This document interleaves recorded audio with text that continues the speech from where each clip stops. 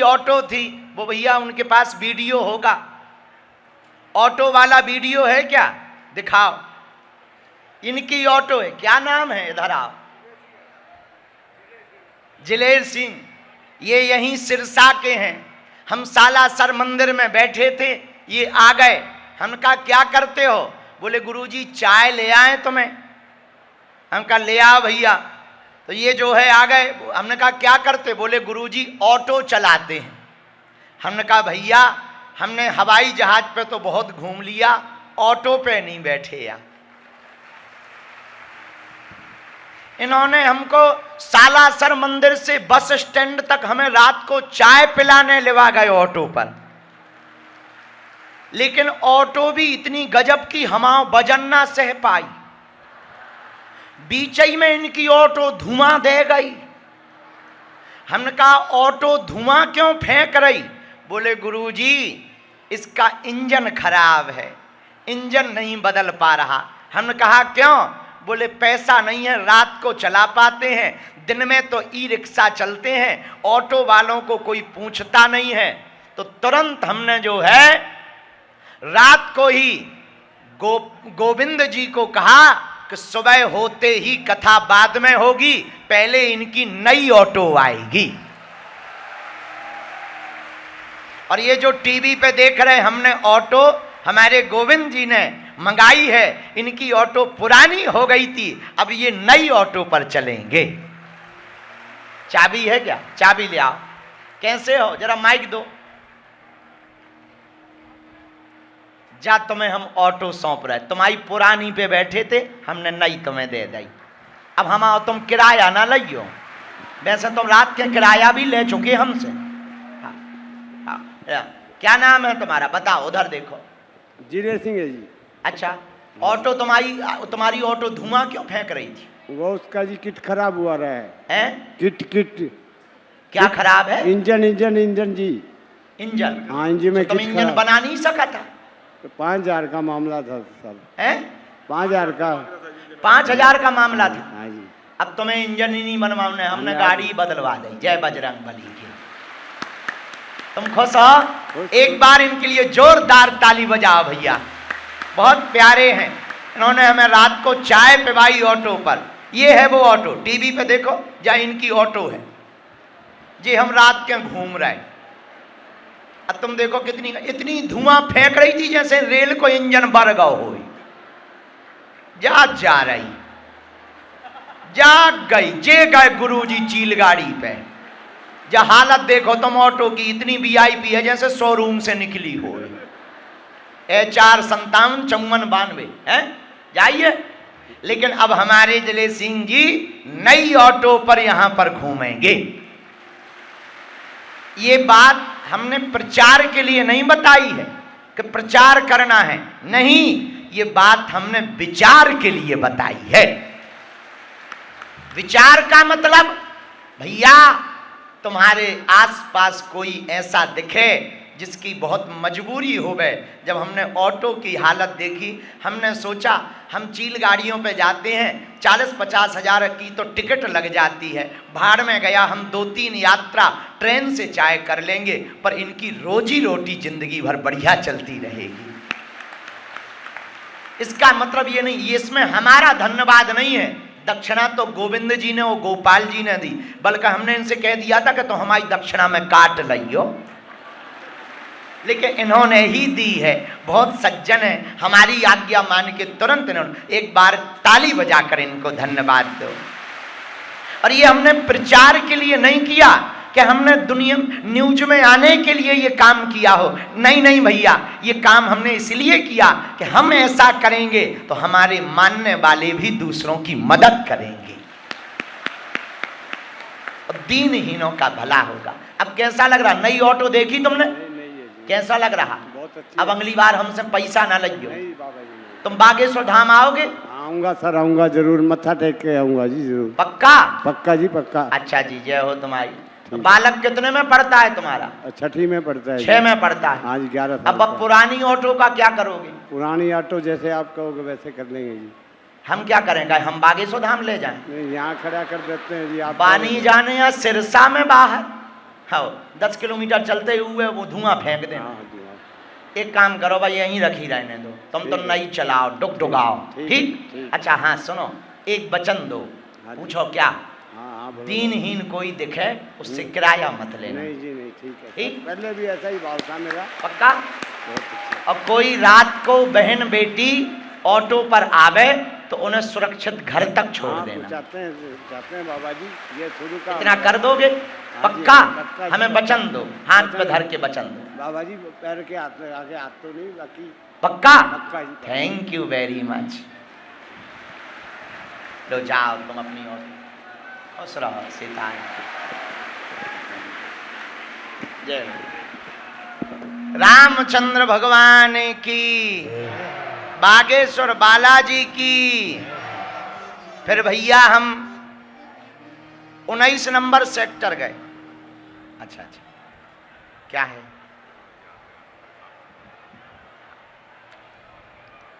हाँ, हम कल रात को फिर 19 नंबर सेक्टर गए।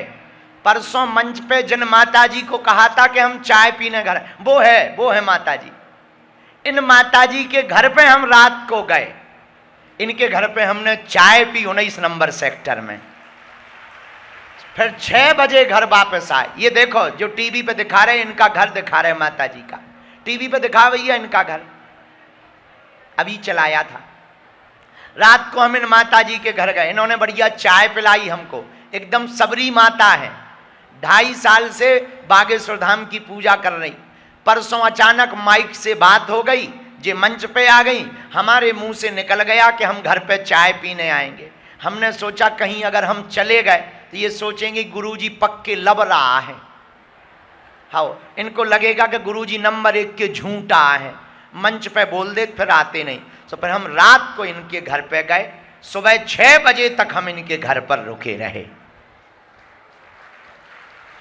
6 बजे पे वापस आए।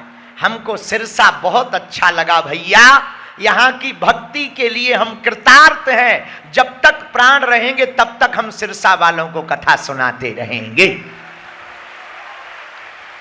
लेकिन एक बात कहना है, कहो तो कह दें, कह दें।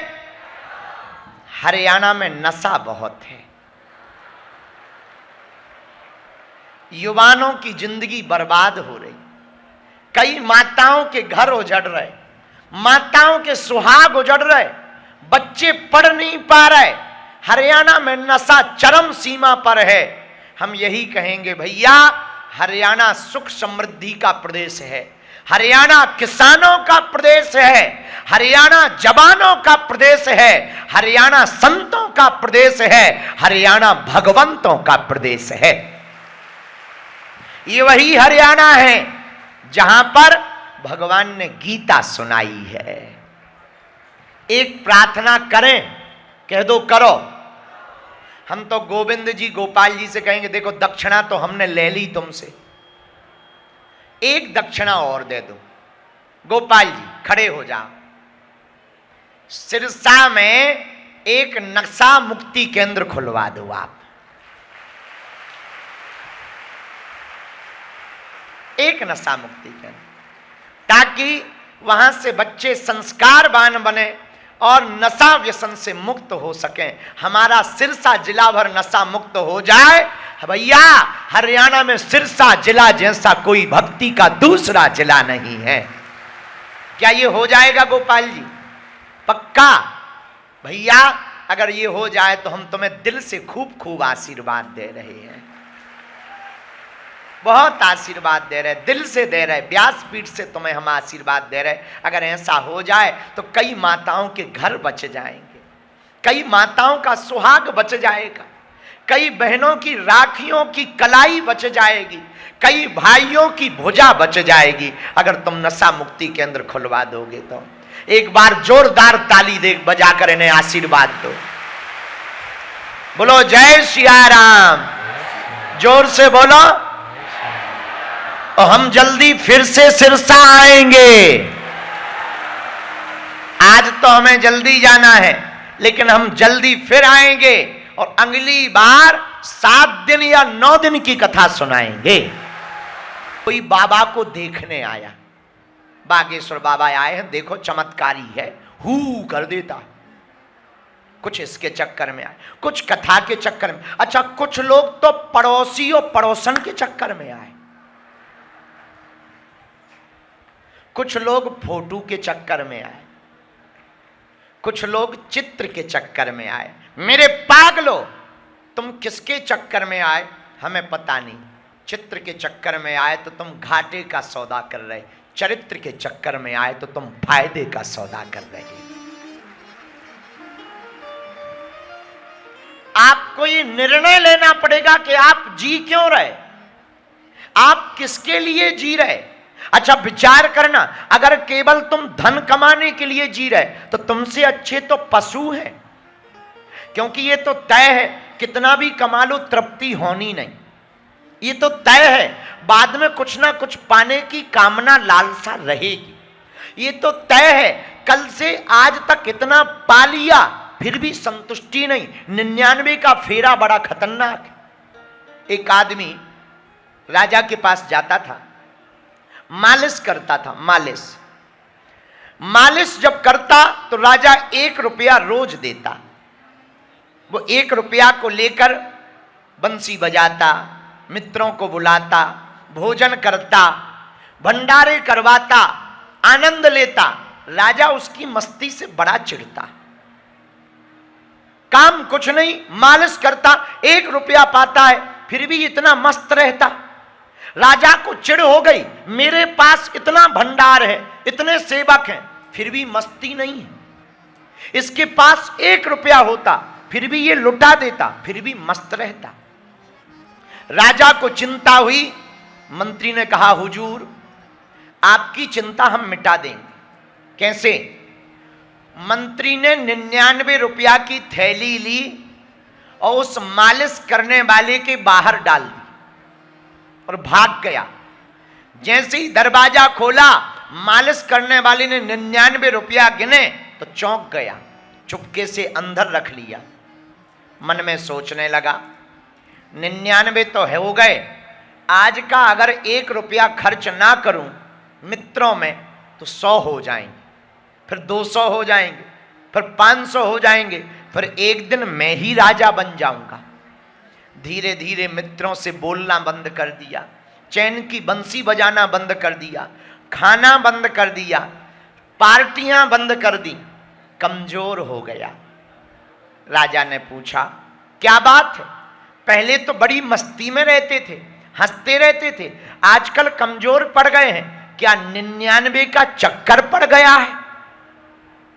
उसने कहा, मतलब? बोले, ये हमारे मंत्री का कमाल है, 99 रुपया क्या दिए, तुम 100 के फेरा में पड़ गए। अब 100 हो गए तो तुम 200 के फेरा में पड़ गए। जिस दिन 200 हो जाएंगे तुम 500 के फेरा में पड़ जाओगे। जिस दिन 500 होंगे तुम 1000 के फेरा में पड़ जाओगे। जिस दिन 1000 होंगे तुम इनकम टैक्स से बचने के उपाय करोगे, जीएसटी से बचने के उपाय करोगे, चोरियां करोगे और रातों भर पैसा गिनोगे और सुरक्षित रखोगे। इसलिए मेरे पागलों, अगर तुम्हें सुखी रहना है, एक मंत्र है, पूछो कौन सा? पूछो, जोर से पूछो। जो प्राप्त है यही पर्याप्त है।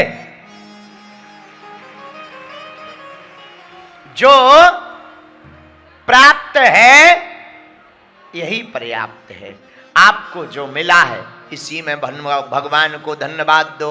हमने पिछली कथा में कहा था, मुझे मेरे मालिक बहुत कुछ दिया है, तेरा शुक्रिया है बाबा, तेरा शुक्रिया है। मुझे मेरे मालिक, आहा, भगवान को कहो, बहुत कुछ दिया है, तेरा शुक्रिया है बाबा, तेरा शुक्रिया। मेरे पागलो, जरा तुम विचार करना, कल तक तुम 2 रुपये में साल भर काम चला लेते थे, आज 200 में नहीं चला पा रहे, 400 में नहीं चला पा रहे। मतलब कामनाएं बढ़ रही हैं। उपाय क्या है? बुरा मत मानिएगा, हमारा एक बहुत प्रिय दार्शनिक है यूनान का, डायोजनीज। डायोजनीज ने लिखा है, आज के जमाने में बंद कमरे में अंधेरे में काली बिल्ली खोजना बड़ा मुश्किल है। अंधेरे में काली बिल्ली खोजना बड़ा मुश्किल है। उससे ज्यादा मुश्किल तो यह है कि बिल्ली हो ना और बिल्ली खोजनी पड़े। बिल्ली कमरे में हो ना और बिल्ली खोजनी पड़े, ये बड़ा मुश्किल है। उसी प्रकार आज के जमाने में सुख होना और सुख खोजना पड़े, ये सबसे बड़ा मुश्किल है। पर उत्तर क्या है? सुख होने का, खुश होने का, प्रसन्न रहने का एक ही उत्तर है, बुरा ना मानना। जितना आनंद खाने में नहीं है उतना खिलाने में है। जोड़ने वाले टेंशन में रहते हैं कि क्या करेंगे, बेटा सही ना चले तो गड़बड़ा जाते, और लुटाने वाले मजे में रहते हैं। और बुरा मत मानिएगा, हम इसका मतलब ये नहीं कि तुम जोड़ना मत, खूब जोड़ना, पर एक बार विचार करना। मान लो तुम पूरी जिंदगी पैसा कमाओ, मर जाओ, बाद में बेटा तुम्हारा सट्टेबाज निकले, तो तुम्हारी कमाई बेफिजूली की गई कि नहीं गई? जरा विचार करिए। और तुम अपने बच्चे को संपत्ति दो या ना दो, अगर तुम संस्कार देकर मरोगे तो तुम्हारा फकीर बेटा भी अमीर बनकर के मरेगा।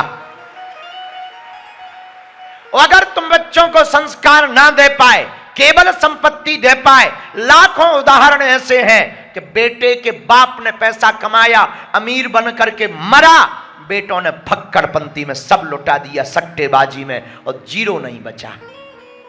लाखों उदाहरण ऐसे। इसलिए मेरे पागलों, तुम बच्चों को देना चाहते हो सच्ची संपत्ति, संस्कार दे करके जाओ, भगवान की भक्ति दे करके जाओ। ऐसे समझो। शमशान यात्रा किस किसने देखी है? अरे कोई मर जाता है, 100 की यात्रा किस किसने देखी? हाथ उठाओ। देखी होगी, अपनी नहीं दूसरों की। तुम अपनी मत समझ लेना, दूसरों की किस किसने देखी? हाथ नीचे करो। देखी? हाँ या ना? देखी है? अच्छा, तुमने कभी विचार किया, जो शमशान यात्रा जाती है उसमें 3 चीजें फेंकी जाती, पूछो क्या क्या? जो बूढ़े मरते हैं, हमारे गांव में प्रचलन है, एक फूल फेंके जाते, बतासा फेंके जाते और सिक्का फेंके जाते, कॉइन। देखा तुमने? हमारे गांव में फेंके जाते। अच्छा, तुम्हें पता है क्यों फेंके जाते? सुनो, फूल इसलिए फेंके जाते कि जैसे फूल फूले हुए हैं, जो मर गया उससे प्रार्थना करते हैं हमारा परिवार भी ऐसा ही फूला रहे।